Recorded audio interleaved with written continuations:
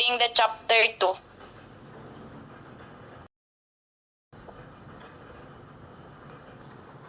Section 3, Definition of Terms. For purposes of this act, the following terms shall mean ancestral domains. Ancestral domains refers to all territories owned by indigenous people since time immemorial, including the lands, waters, coastal areas, and natural resources. These are held communally or individually by IPs through their ancestors continuously to the present, even if it was interrupted by war, force, or even government projects. It covers a forest, farms, hunting grounds, burial sites, worship areas, and resources vital to their economic, social, and cultural survival. In short, the ancestral domains, it is the entire territory of IPs that have owned and used since ancient times for their life and culture. Example, the Cordillera Rice Terraces and surrounding forests claimed by the Igorot tribes as their ancestral domain, encompassing both cultivated fields and protected watersheds. Example, ang Banawe Rice Terraces nga ginpanag-iyahan sang mga Igorot sa Cordillera. Hindi lang rice terraces ang ilagin pa nag-iyahan, kundi dala na da ang ila ancestral domain nga kung sa diin amo ang mga watershed o kung ang tinubdan sang tubig, kalasangan nga nagaprotekta laban sa landslide kag mga sagrado nga lugar nga ginagamit nila para sa ila mga ritual. Next term is the ancestral lands. Ancestral lands are lands that occupied and used by IPs individuals, families, or clans since time immemorial under individual or traditional group ownership. That include residential lots, rice paddies, private forests, and farms. The law still recognizes them even if occupation was interrupted by war, force, deceit, or government projects. Overall, the ancestral lands, it is the specific land owned by IP family or clan within the larger ancestral domain. Example, ang Amangian family's private rice paddy and homestead in Mindoro passed down through generations. Ang pribado nga basakan kag puloy-an sang pamilya nga mangyan sa Mindoro nga ginmana pa nila sa ilang mga ancestors bisan tuod wala sila land title or papel nga ginauyatan nga nagapamatuod nga sila gid ang owner kilala Japon sang IP sang Epralo nga ila ini since ila mga ancestors halin man diri kumbaga amo nang ila nga mana. Next term is the Certificate of Ancestral Domain Title or the CADT.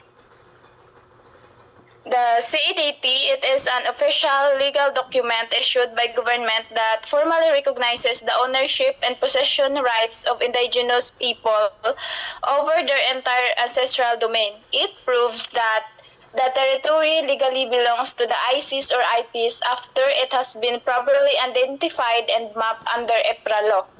The CADT, it is the IP's official land title for their whole ancestral territory.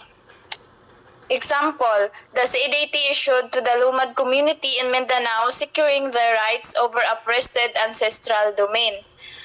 Example, amo ang lumad nga komunidad sa Mindanao para sa ila ang forested nga ancestral domain before nga time wala sila pa matuod nga ila ang mga kabukiran kag mga kalasangan. Rason nga permi lang sila ginapahalin pero sa may CADT na hindi na sila dali mapahalin kay may ginauyatan na sila nga papel na nagapamatuod nga ila iniduta suba or kalasangan. Next term is the Certificate of Ancestral Lands Title or CALT. The CALT, it is a legal document also that formally recognizes the ownership and rights of IP over their specific ancestral lands. CALT is the IP's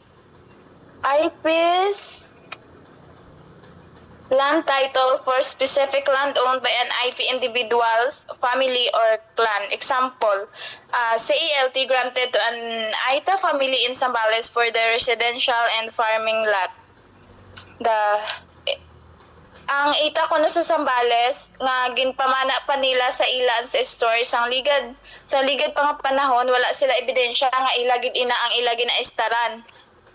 Pero sang may kumbaga kung may ga-claim nga ila wala sila pa matuod nga ilagid ini kag may posibilidad nga maagaw ini sa ila, pero sang may CALT na hindi na basta-basta mapahalin kag may papel na sila nga ipakita nga sila gid ang tuod-tuod nga owner.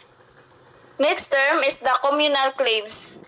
The communal claims refers to the ownership over land, resources, and rights that belong to the entire indigenous community within a distant territory, not just for one family or clan.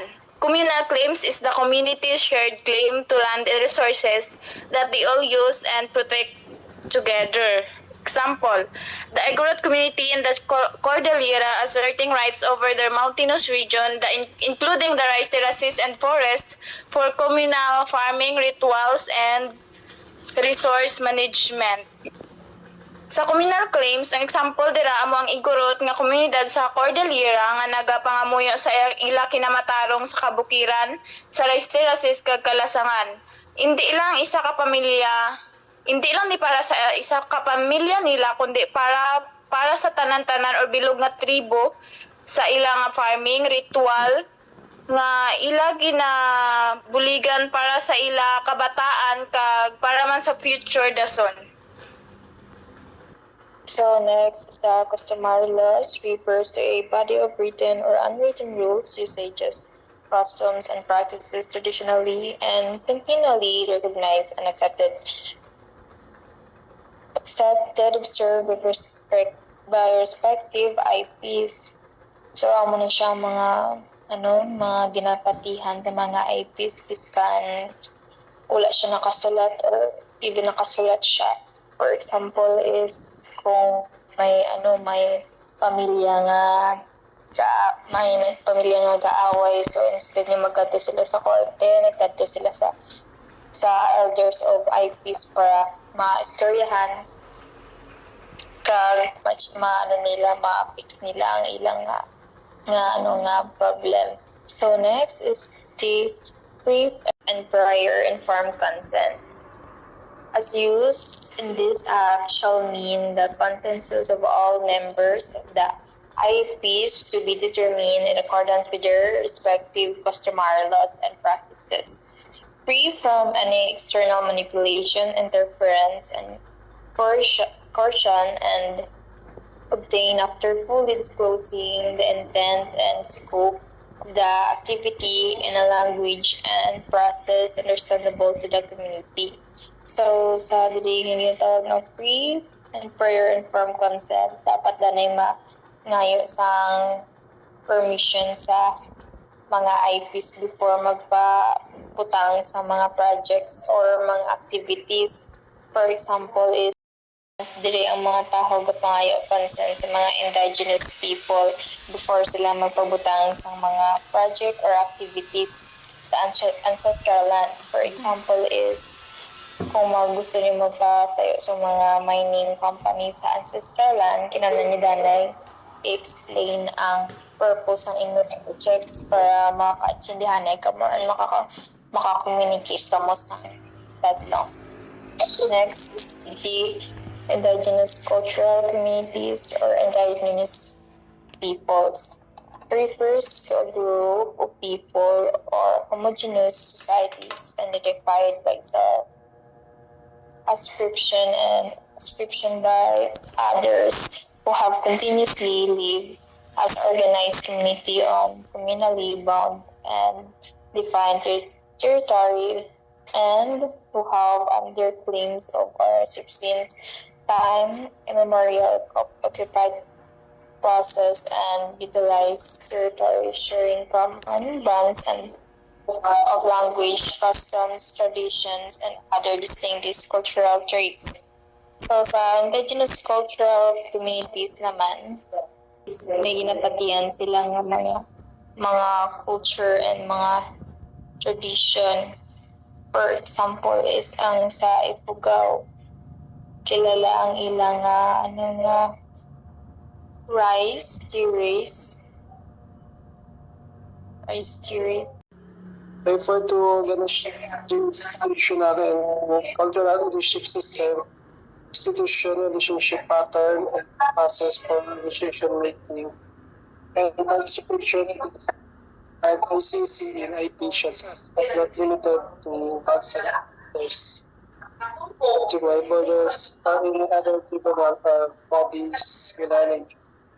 Sample community decisions are made by Council of Elders who guide the evolving and tradition. Council of Elders o konseyo ng mga nakakatanda na gumagabay sa mga tao ayon sa tradition. J. Individual claims refer to the claims of the land rights thereon where have been revoked of individual families in land, including but not limited to residential lots, rice terraces, or farms. Some for family owners were within ancestral domain and uses it for farming. National Commission on Indigenous People refers to the office created under this act, which should be under office president, which shall be primarily government agency responsible for the formulation of the policies, plan, and program to recognize, protect, and promote rights. The LACP has stated indigenous group secured for attendance for the issues.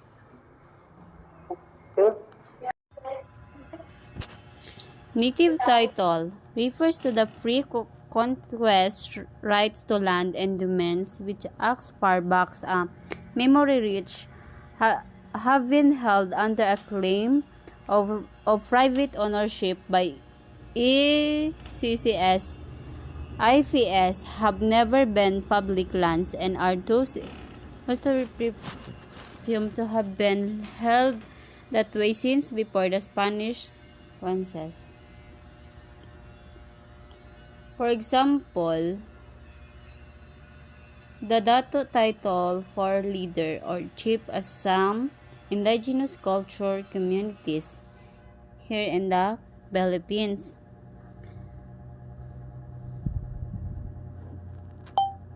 Non-government organization refers to private, non-profit, voluntary organization that has been organized primarily for the delivery of various service to the ICCS. IFS has been established track record to effectiveness and acceptability in the community for service. For example, the Indigenous People Movement for Self-Determination, IPMCD in the Philippines. People organization refers to private, non-profit, voluntary organization of member of an ICCIP which is representative or SAC ICCS IPS. Example, the Kalanyuga Indigenous People Organization or KIPO in the Philippines. KICO stands for Kalunyaga Indigenous People Organization. It's a people organization representing the Kalanyuga tribe and indigenous group in the Philippines.